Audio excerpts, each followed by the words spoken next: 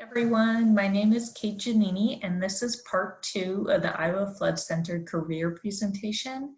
Make sure you tune in to part 1 to listen to Brianna Shea. She serves as the communications specialist for the Iowa Flood Center. And I serve as the communications specialist for the Iowa Watershed Approach program, which is at the Iowa Flood Center. I'm going to go ahead and share my screen and share a presentation about my career path and then a little bit more information about the Iowa Watershed Approach.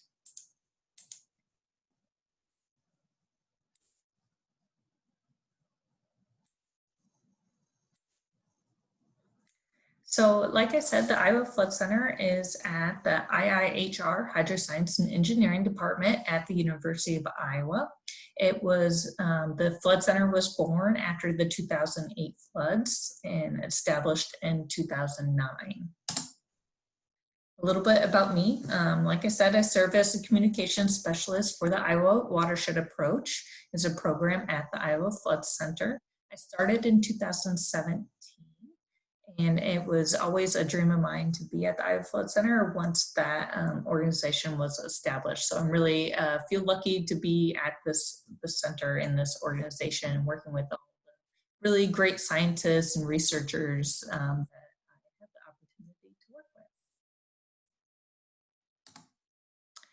A little bit about my previous education. So after graduated high school in Iowa City, I went on to Kirkwood Community College, and I really enjoyed the outdoors. So I found this Parks and Natural Resources program, and it really just seemed like a good fit for me.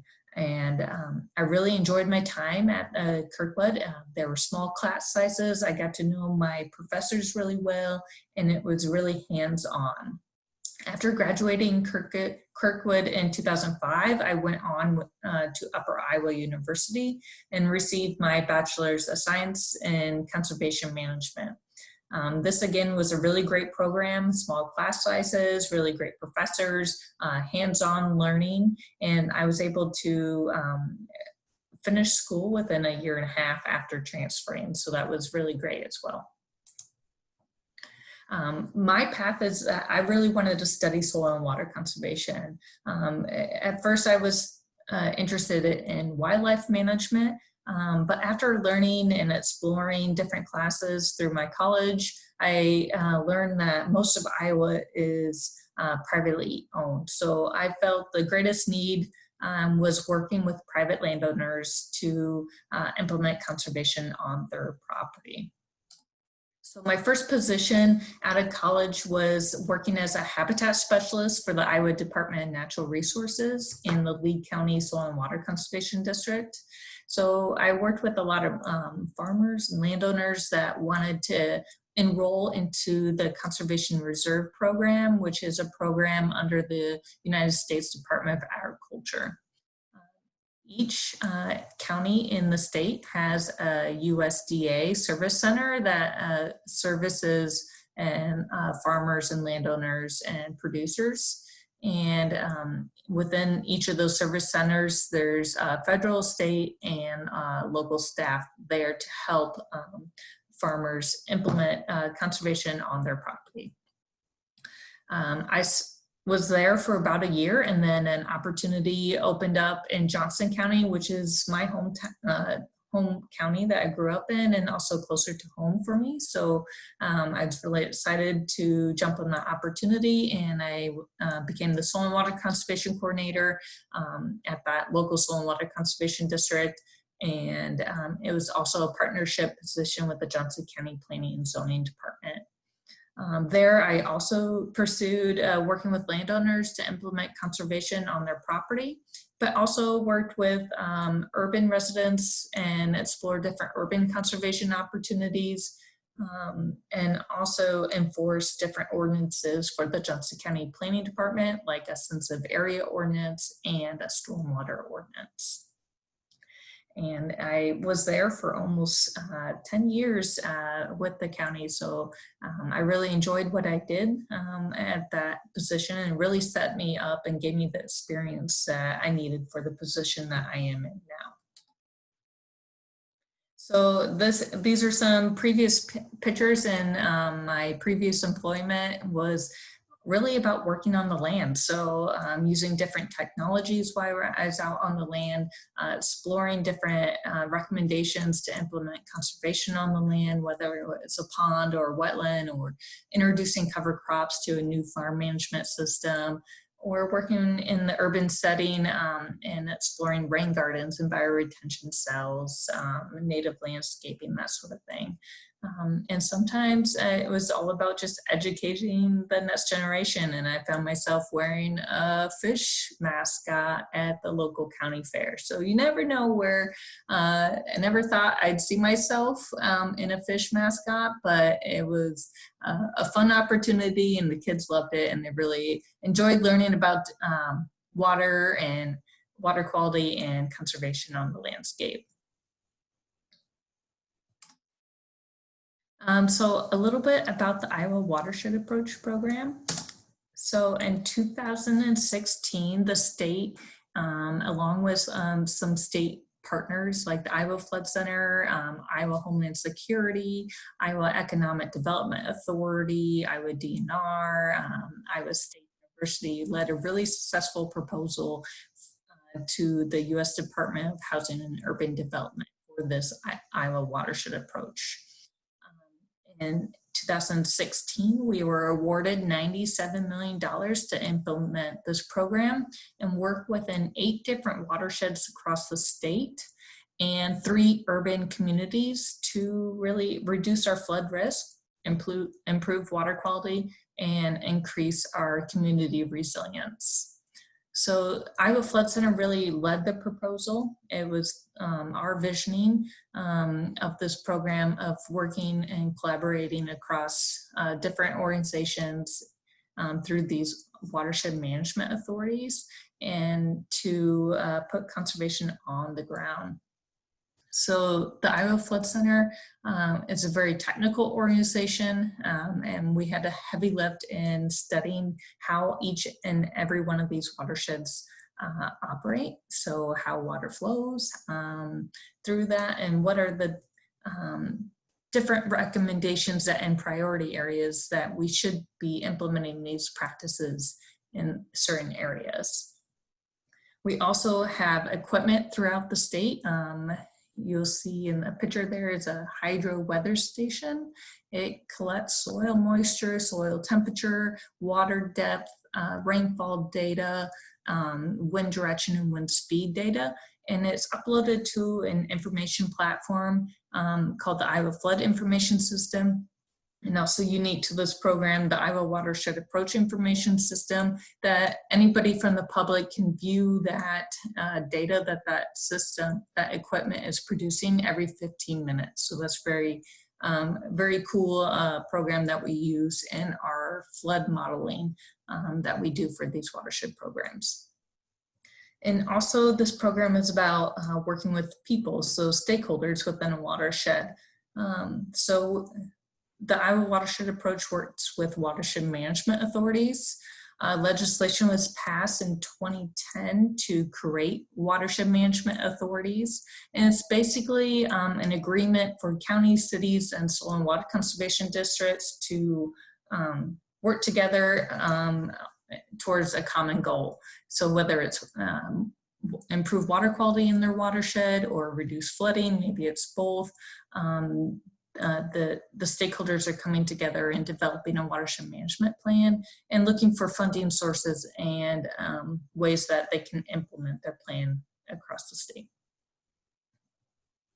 One of the unique features that I serve as kind of that liaison between what Iowa Flood Center is doing and IHR researchers are doing back out to these watershed management authorities. So I often find myself attending a lot of board meetings, conferences, other workshops, but also creating communication pieces. So maintaining our website, doing social media, And one of my new tools that I've been exploring and playing with is story maps. So a tool that I use almost on a daily basis for the past 12 years of my career is GIS, so Geographic Information System. So it's a mapping tool.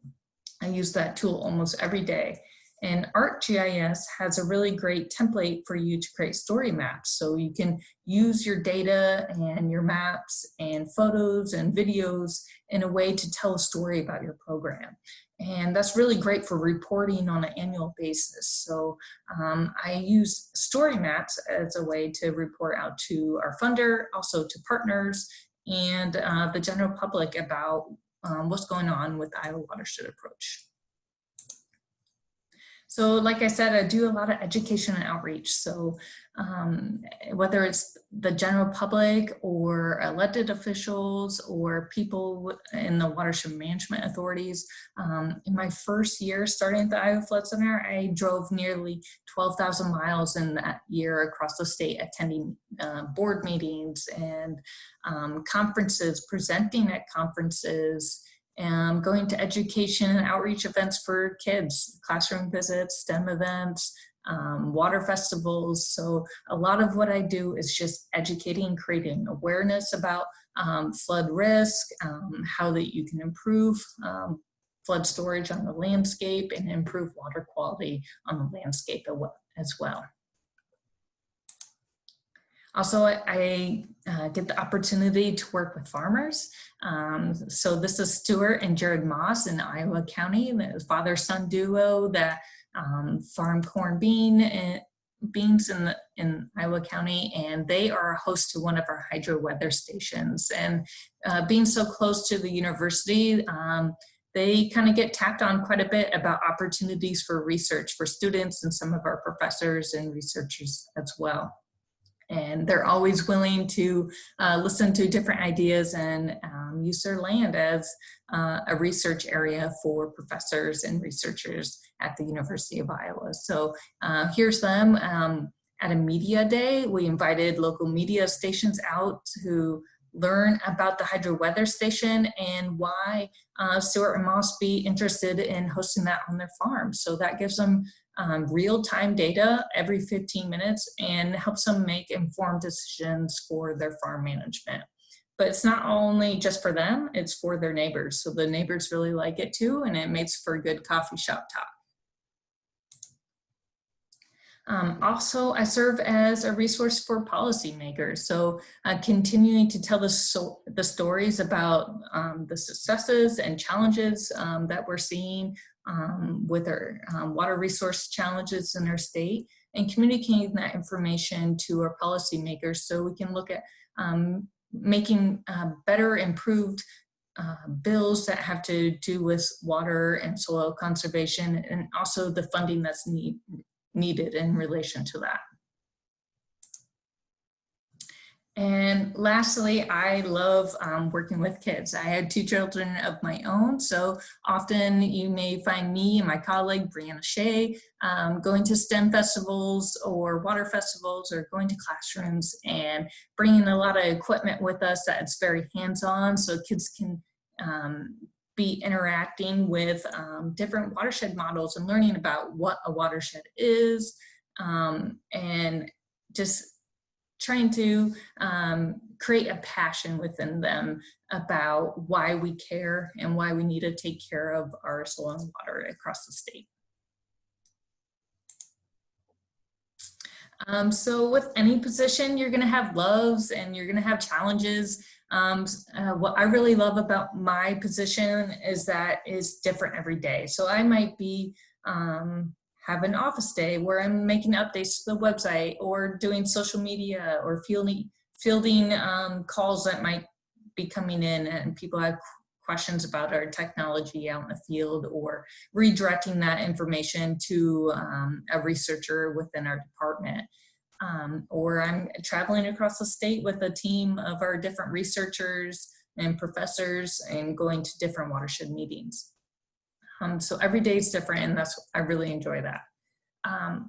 Knowing that our program is making a difference is really important to me. So not only just physically you see the implementation of like wetlands and ponds being installed, but also just knowing that you're making a difference within a watershed community, and really connecting with those people within that watershed, and getting people that are downstream talking with the people with the upstream. So I really like seeing that collaboration.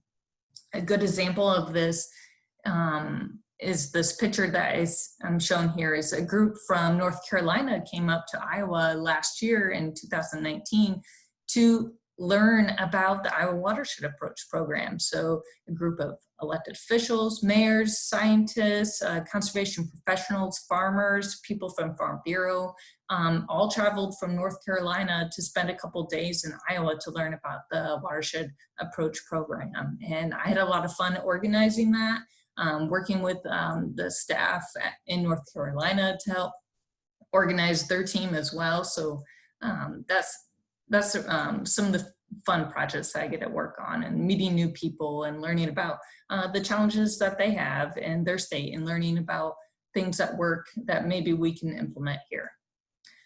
Some other challenges is with my position is that collaboration doesn't always go as planned. So different groups are going to have different ideas and different goals and strategies. So you had to learn to adapt and really be flexible, and have a solution, or kind of try for different solutions if things aren't going to go as planned, because you're going to fail and things are going to fail, and you just have to adapt to that. And with this position, you definitely have to hustle. So there's a lot of travel that's involved across the state. Iowa may seem small, but when you're traveling 5 to 6 hours one way to attend a meeting, it can definitely stretch and make for some pretty long days. And most of the meetings happen in the evening, so you really have to be flexible with your schedule as well. It's a lot of going and with my position. And I guess some advice that I could give is that really get involved. So find that thing that you're interested in, that topic that you're interested in, and explore, because I swear to you, there's probably some type of club in college or some type of organization, nonprofit that is related to the topic of your interests. So that's a good way to meet people and get connected. And I really focus on building those relationships. I think that was key for me, was really focusing on my network around me, and having that really built me up in my career and helped me grow and learn from them, from their experiences. Be persistent. So if you're not hearing back, make sure you're reaching out, because sometimes people just get busy. So don't feel that you're bugging someone or annoying somebody. Just be persistent. Explore new paths and really challenge yourself to do that. You never know. I never thought I'd be where I'm at today, and I'm really glad that I took this path, and I look forward to seeing where it's going to lead. I don't know what I'm going to be or do when I grow up, and that's what's kind of fun about it. You just have to be ready to explore different areas.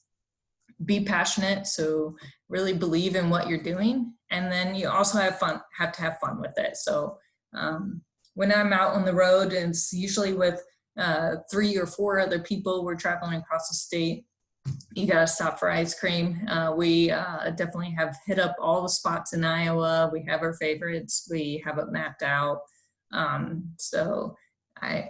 You have to have fun while you're working as well. So I really enjoy that. So I really encourage you to reach out if you have any questions, and if you're interested in this field or some of my education experiences. I'd love to go in more depth with you and answer those questions. Feel free to email me, call me. Feel free to check out the Iowa Watershed Approach program and learn more about what's going on with that program. It is a 5-year grant, so that program will be ending in December of 2021. We look forward to seeing what happens after that program and what new program might be come alive after that one ends. One tool I did want to share with you was that story map. So I'm going to stop sharing here and just showcase that, and then I'll come back to my contact information for you guys to look at that as well.